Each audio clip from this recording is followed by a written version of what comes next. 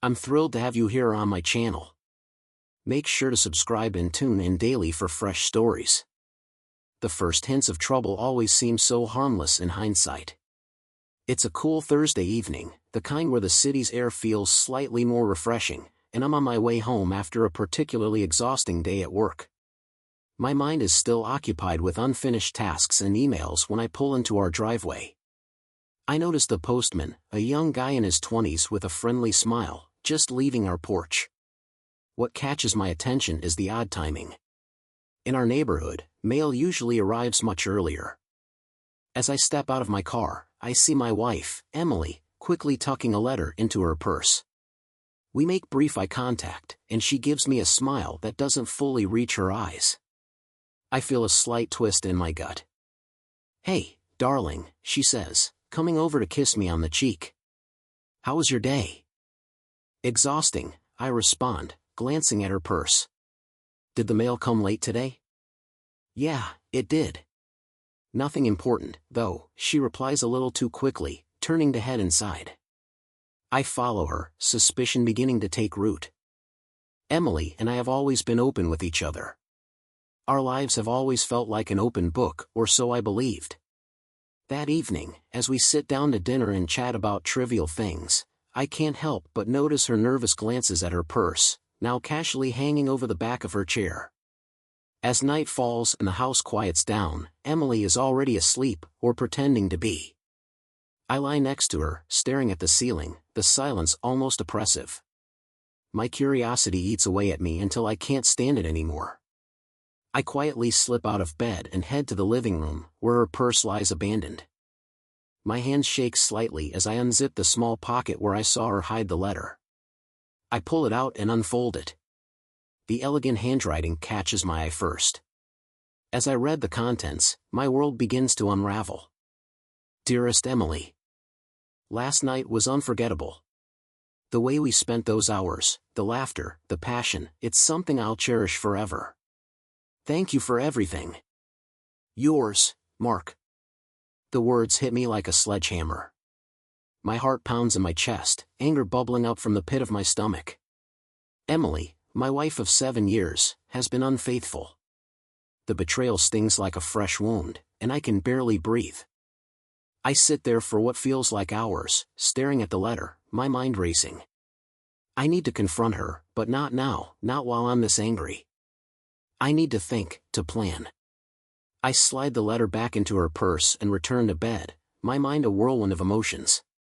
Sleep eludes me, and by morning, a plan starts to form. Revenge, it's a bitter word, but it's all I can think about. I'll make her regret ever betraying me, but I need to be careful, methodical. First, I need to gather evidence, make sure there's no doubt about her fidelity. I need to know everything about this Mark, where they meet, how long this has been going on. The next few days, I play the role of the oblivious husband, smiling and laughing all the while, watching, waiting. I follow Emily when she leaves the house, noting every detail, her patterns, her behavior, everything. It doesn't take long to find out where she meets Mark, a small cafe on the other side of town. I see them together, laughing, holding hands, the way we used to. Each sighting fuels my anger, but I keep my cool.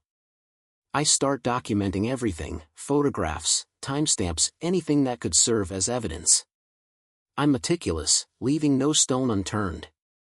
I even managed to plant a small voice recorder in her purse one night, capturing their conversations, every word, every whisper. Every betrayal is now documented. With my evidence solidified, I begin phase 2 of my plan. I reach out to a lawyer who specializes in divorce and marital disputes. I lay out everything, ensuring that when the time comes, Emily will have no ground to stand on. I want to ruin her, make her pay for the hurt she's caused me. But this isn't enough. I want to see her suffer, watch as her world collapses. I start planting seeds of doubt in our friends' minds, subtle hints about her behavior, her late nights out. It's amazing how quickly rumors spread, how easily people believe what they want to believe. My final move is the most crucial. I need to confront her, but not in private. I want witnesses, an audience to see her fall. I plan a dinner, inviting our closest friends and family. I'll reveal everything then, expose her lies, her deceit, in front of everyone she cares about. The night of the dinner arrives, and my heart races with anticipation. Emily is oblivious, chatting happily with our guests, her laughter grating on my nerves. As dinner winds down, I stand, raising my glass. I'd like to make a toast. I sit there for what feels like hours, staring at the letter, my mind racing. I need to confront her, but not now, not while I'm this angry. I need to think, to plan. I slide the letter back into her purse and return to bed, my mind a whirlwind of emotions. Sleep eludes me, and by morning, a plan starts to form. Revenge, it's a bitter word, but it's all I can think about. I'll make her regret ever betraying me, but I need to be careful and methodical. First, I need to gather evidence and make sure there's no doubt about her fidelity. I need to know everything about this Mark, where they meet, how long this has been going on. Over the next few days, I play the role of the oblivious husband, smiling and laughing all the while, watching and waiting. I follow Emily when she leaves the house, noting every detail, her patterns, her behavior, everything. It doesn't take long to find out where she meets Mark, a small cafe on the other side of town. I see them together, laughing, holding hands, the way we used to. Each sighting fuels my anger, but I keep my cool. I start documenting everything, photographs, timestamps, anything that could serve as evidence. I'm meticulous, leaving no stone unturned. I even managed to plant a small voice recorder in her purse one night, capturing their conversations, every word, every whisper. Every betrayal is now documented. With my evidence solidified, I begin phase 2 of my plan. I reach out to a lawyer who specializes in divorce and marital disputes. I lay out everything, ensuring that when the time comes, Emily will have no ground to stand on. I want to ruin her, make her pay for the hurt she's caused me. But this isn't enough. I want to see her suffer, watch as her world collapses. I start planting seeds of doubt in our friends' minds, subtle hints about her behavior, her late nights out.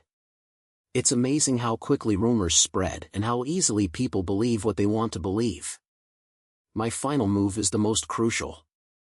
I need to confront her, but not in private. I want witnesses, an audience to see her fall. I plan a dinner, inviting our closest friends and family.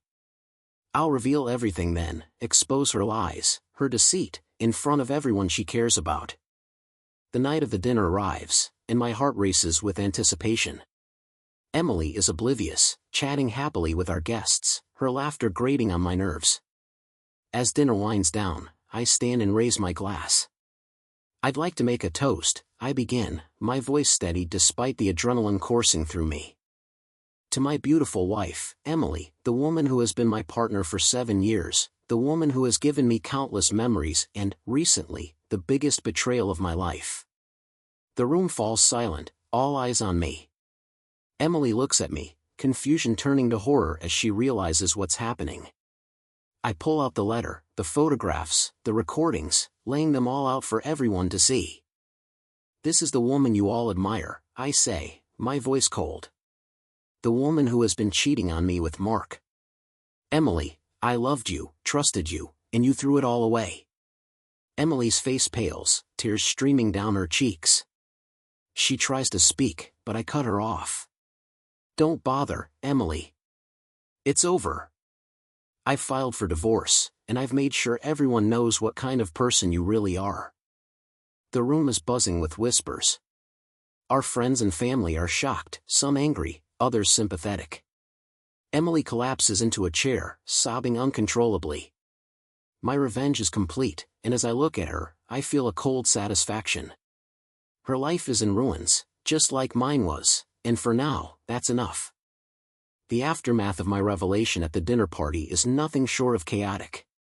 Emily's sobs resonate through the room, mingling with the murmurs and gasps of our friends and family. My eyes sweep across the faces of our guests, taking in their shock and disbelief. Emily's close friend Sarah is the first to speak. "Jack, is this some kind of sick joke?" she demands, her voice shaking. "No joke, Sarah," I reply, my tone icy. This is the truth. Emily has been cheating on me with a man named Mark. I have all the evidence right here. Sarah looks at Emily, who is now sobbing uncontrollably into her hands. Emily, is this true? She asks, her voice barely a whisper. Emily nods, unable to speak through her tears. The room erupts in a flurry of whispers and accusations. I take a step back, watching the scene unfold. My best friend Tom approaches me, his face a mask of concern. Jack, are you okay? He asks, placing a hand on my shoulder. I'm fine, Tom, I reply, my voice calm. Just needed to get the truth out. Tom looks at me for a long moment before nodding. If you need anything, you know I'm here for you. Thanks, I say, appreciating his support. The guests begin to leave, some offering me sympathetic glances, others too shocked to say anything. Emily remains in her chair, her face buried in her hands. I walk over to her, my anger simmering just below the surface. Emily, I say, my voice low, we need to talk. She looks up at me, her eyes red and swollen. Jack, please, she begs, her voice trembling. I'm sorry. I never meant for this to happen.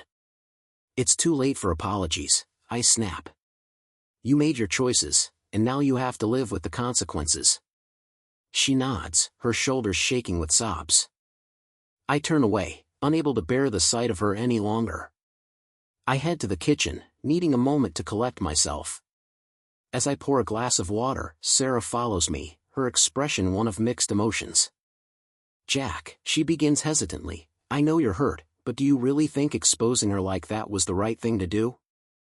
I slam the glass down on the counter, my anger flaring. She betrayed me, Sarah. She lied to me, cheated on me.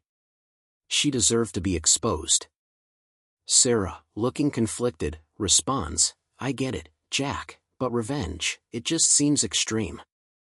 Extreme? I echo, my voice rising. You think what she did to me wasn't extreme? She destroyed our marriage, our trust. This was the only way I could make her understand the pain she caused. Sarah looks at me, her eyes softening. I'm sorry, Jack. I really am. But you need to think about what comes next. How are you going to move forward? I don't know, I admit, the weight of the situation settling heavily on my shoulders. But I'll figure it out. Sarah nods, giving me a sad smile. Just take care of yourself, okay?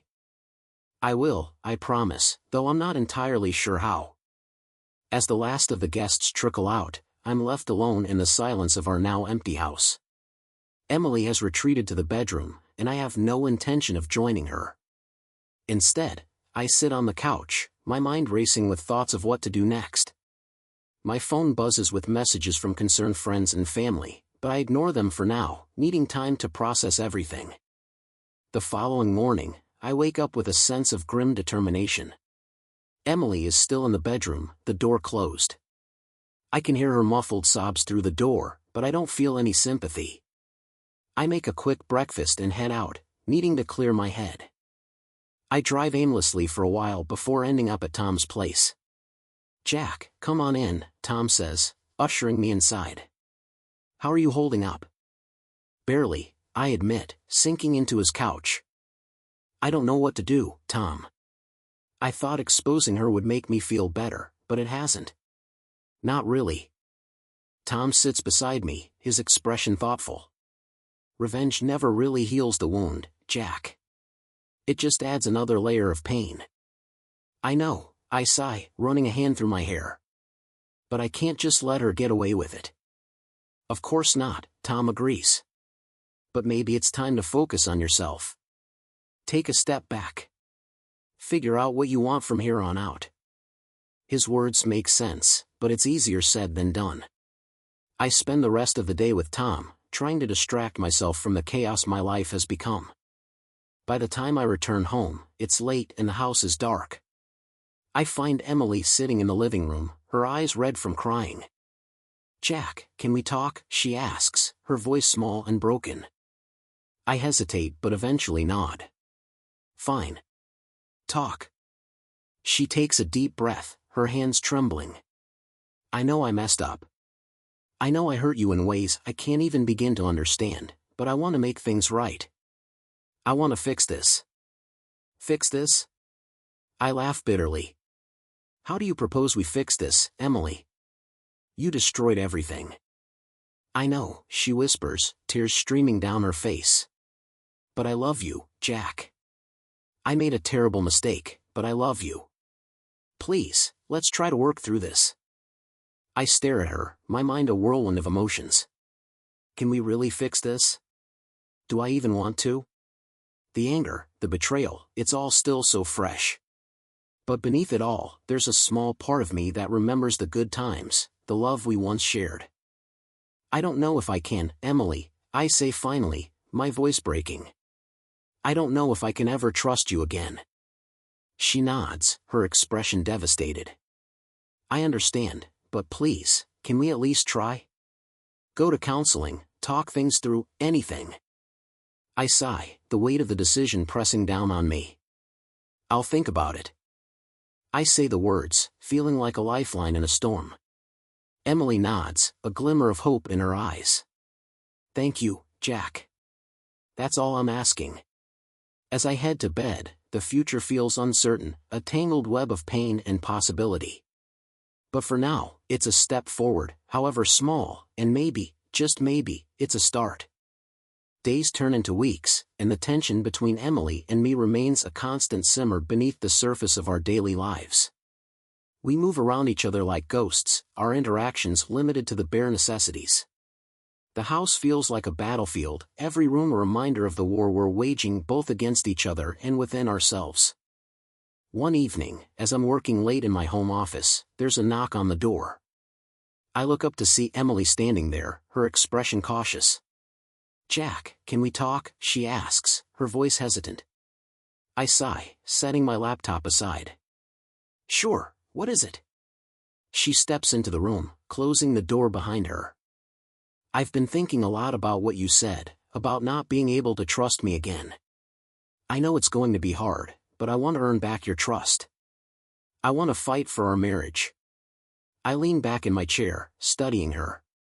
There's a sincerity in her eyes that wasn't there before, a desperation that tugs at something deep inside me. Emily, I don't know if it's even possible. Trust isn't something you can just build overnight. I know, she says quickly. But I'm willing to do whatever it takes, counseling, therapy, whatever you need. Please, just give me a chance. Her plea hangs in the air, and I feel a mix of emotions swirling inside me, anger, hurt, but also a flicker of something else, something I'm not ready to name just yet. Okay, I say finally. We'll try counseling. But understand this, Emily, this is your last chance. If you mess up again, we're done. She nods, relief flooding her features. Thank you, Jack. I promise I won't let you down. The next week, we begin counseling sessions with Dr. Morgan, a no-nonsense therapist with a reputation for saving marriages on the brink. Our first session is tense, both of us sitting on opposite ends of the couch, the distance between us a physical manifestation of the emotional chasm we need to bridge. Why don't we start with why you're here? Dr. Morgan suggests, her eyes flicking between us. I cheated, Emily says bluntly, her voice steady. Jack found out. And how do you feel about that, Jack?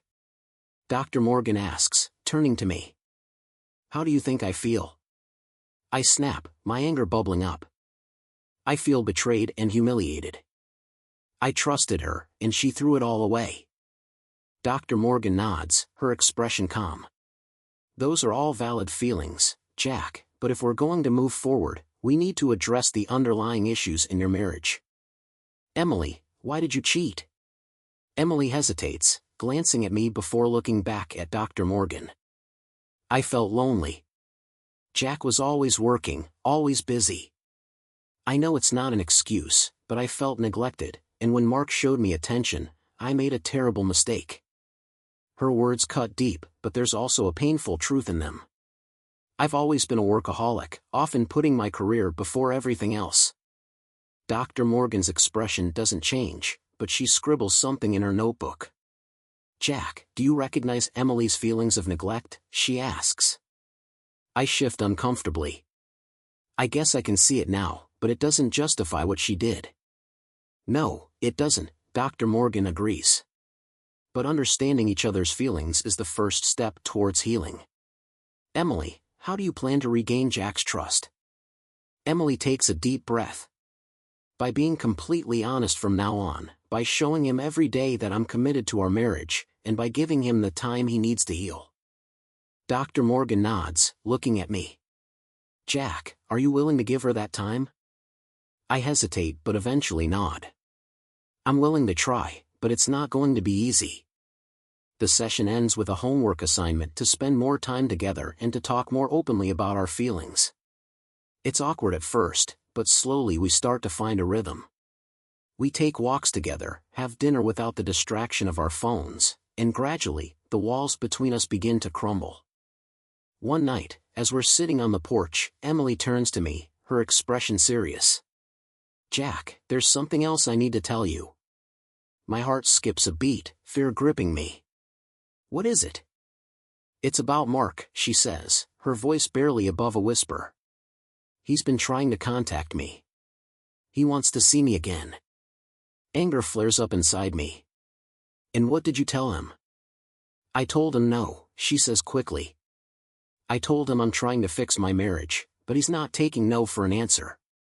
He's been showing up at my work, leaving messages. I'm scared, Jack. Her words sent a chill down my spine. Why didn't you tell me sooner?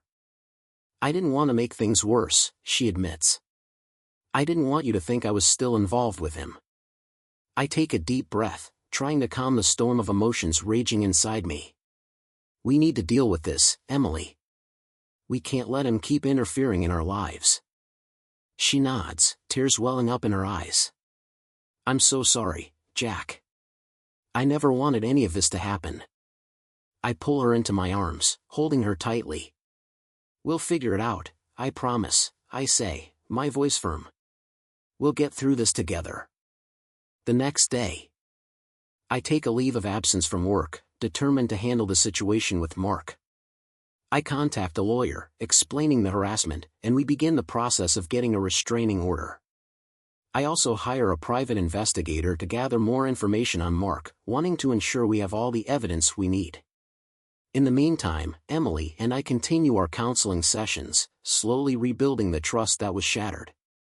It's a long, painful process, but with each session, we grow a little closer, the wounds beginning to heal. One evening, as we're having dinner, the doorbell rings. I get up to answer it, my heart pounding. Standing on the porch is Mark, his expression smug. Jack, he says, his voice oozing with false friendliness, we need to talk. I step outside, closing the door behind me. There's nothing to talk about, Mark. Leave my wife alone. He smirks, crossing his arms. Or what? You'll call the cops? I take a step closer, my fists clenched. If you don't leave now, I will. And I'll make sure they know about the harassment and the stalking. You'll be the one in trouble, not me. His smirk falters, and he takes a step back. You're making a mistake, Jack.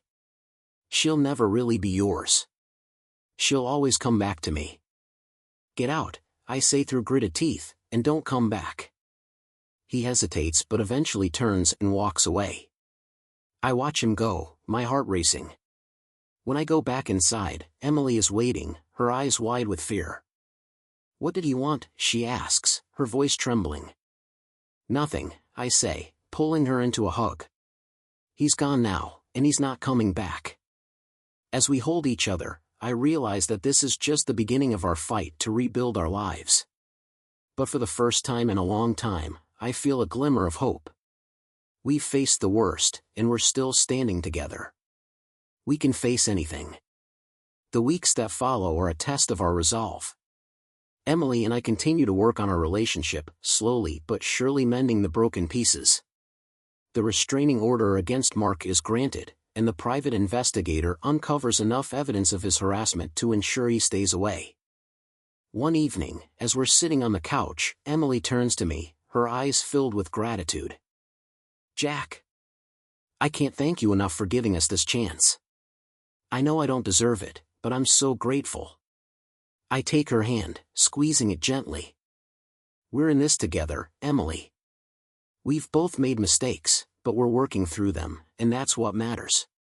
As we sit there holding each other, I realize that our journey is far from over. There will be more challenges, more obstacles to overcome, but for now, we have each other, and that's enough. The road to recovery is long and winding, but with each step, we move closer to a future where trust and love can flourish once again. No matter what comes our way, I know we'll face it together, stronger than ever before. The months that follow are a blur of therapy sessions, heartfelt conversations, and cautious steps towards rebuilding our marriage. Emily and I gradually start to feel like a team again, though there are still moments of tension, reminders of the betrayal that nearly tore us apart. The shadow of Mark's intrusion lingers, even as the restraining order keeps him physically at bay. One night, as we're preparing for bed, Emily's phone buzzes. She glances at the screen, and her face pales. My heart skips a beat. Who is it? I ask, my voice tense. It's a message from Mark, she whispers, her hands shaking as she hands me the phone. He says he needs to talk to me, that it's urgent. Anger flares up inside me, but I take a deep breath, trying to stay calm. What does he want now? We have a restraining order, he's not supposed to contact you. I don't know, she says, her voice barely above a whisper. But I'm scared, Jack. What if he's planning something? We'll deal with it, I say firmly. But first, we need to understand what he wants. I decide to reply to Mark's message, pretending to be Emily. What do you want, Mark? We have nothing to talk about. I type, hitting send before I can second-guess myself. His reply comes almost immediately, meet me at the park tomorrow at noon. I have something you need to know. If you care about your future, you'll be there. I show the message to Emily, her eyes widening in fear. Jack, what do we do? We go, I say, my mind racing. But we're not going alone. I'll call Tom. He can come with us and make sure we're safe. The next day, Tom and I wait in the car while Emily stands by the park bench, looking anxious. The park is quiet, the autumn leaves rustling in the breeze. Mark appears, his face hard and determined. I grip the steering wheel tightly, ready to jump out if things go south. Mark approaches Emily, and I see them exchange a few words. Suddenly, Emily's face contorts in anger, and she slaps him hard across the face. I'm out of the car in an instant, Tom right behind me. What the hell is going on? I demand, stepping between Emily and Mark. Mark smirks, rubbing his cheek. Ah, Jack, just the man I wanted to see. I was just telling Emily about the little secret she's been keeping from you. Secret? I turn to Emily, confusion and betrayal washing over me. What is he talking about? Emily's eyes are filled with tears. Jack, I didn't know how to tell you. It was before we started counseling, before I realized what I really wanted. What are you saying? I ask, my heart pounding. Mark laughs, a cold, bitter sound. She's pregnant, Jack, and the baby might be mine. The ground seems to drop out from under me. Is this true? I ask Emily, my voice barely a whisper. I'm so sorry, she sobs. I didn't know how to tell you. I wasn't sure until now. I stagger back, the world spinning around me. Tom grabs my arm, steadying me. Jack, let's go, he says urgently. We need to get out of here. But I can't move. Can't think. All I can do is stare at Emily, my heart breaking all over again. How could you? I whisper, the pain in my voice palpable. Mark steps forward, his expression triumphant. See, Jack? She'll never really be yours. She'll always have a part of me with her. Rage surges through me, and I lunge at him, my fist connecting with his jaw. He stumbles back, but I don't stop. Years of suppressed anger and betrayal fuel my punches until Tom pulls me off him. Jack, stop. He's not worth it. Tom shouts, holding me back. Mark gets to his feet, wiping blood from his lip. This isn't over, Jack. You'll never escape me. As he walks away, Emily collapses onto the bench, sobbing uncontrollably. I feel like I'm in a nightmare, unable to wake up. Tom helps me to my feet, his grip firm. Come on, Jack. We need to figure this out. We drive back in silence, the weight of the situation pressing down on us. When we get home, I sit Emily down, my mind numb. Is it true? I ask again, my voice hollow. Is there a chance the baby isn't mine? She nods, her face streaked with tears. Yes, Jack, but I don't know for sure. I want it to be yours. I want us to be a family. Then we need to find out, I say, my voice steadier than I feel. We need to know the truth. The next few weeks are a blur of doctor's appointments and paternity tests. Each day feels like a lifetime, the uncertainty gnawing at me. Emily and I try to keep things normal, but the tension is palpable. Finally, the day of the test results arrives. We sit in the doctor's office, holding hands, both of us trembling. Dr. Harris enters, holding an envelope. She sits down, her expression serious. I have the results, she says, opening the envelope. Jack, the baby is yours. Relief floods through me, and I pull Emily into a tight embrace, tears of joy and relief streaming down our faces. For a moment, it feels like we can finally move forward, leave the past behind. But as we leave the doctor's office, a sense of unease lingers. Mark may be out of our lives for now, but the scars he left behind will take time to heal. We still have a long road ahead, but for the first time, I feel a glimmer of hope. Back at home, Emily and I sit on the couch, holding each other. We're going to be okay, I whisper, more to myself than to her. Yes, we are, she says, her voice filled with determination. We'll get through this, Jack, together. As the months pass, we prepare for the arrival of our baby, our bond growing stronger with each passing day. The pain and betrayal of the past slowly fade, replaced by a renewed sense of love and commitment. One evening, as we're sitting on the porch watching the sunset, Emily turns to me, her eyes filled with love. Thank you, Jack, for giving us a second chance. I smile and give her hand a gentle squeeze. Thank you for standing by us. I love you, Emily. I love you too, she replies, resting her head on my shoulder. As the sun sets, I realize our story is far from over. We've faced tremendous challenges, but we've emerged stronger together. Whatever the future holds, we'll face it as a family. Time flies, and soon our baby girl arrives. The first time I hold her, a powerful wave of love and protectiveness washes over me. Emily and I exchange tearful glances, our hearts overflowing with joy. We did it, she whispers, her voice full of emotion. Yes, we did, I respond, kissing her softly. And we'll keep doing it, one day at a time. As I cradle my daughter, I understand that the past no longer defines us. We've begun a new chapter, one filled with hope and love. Whatever challenges lie ahead, we'll face them together, stronger than ever. The road ahead may be uncertain, but with Emily by my side and our daughter in my arms, I know we can conquer anything. We've built our relationship on trust and love, and nothing can tear us apart. Our journey is just beginning, and I look forward to whatever the future holds for our family.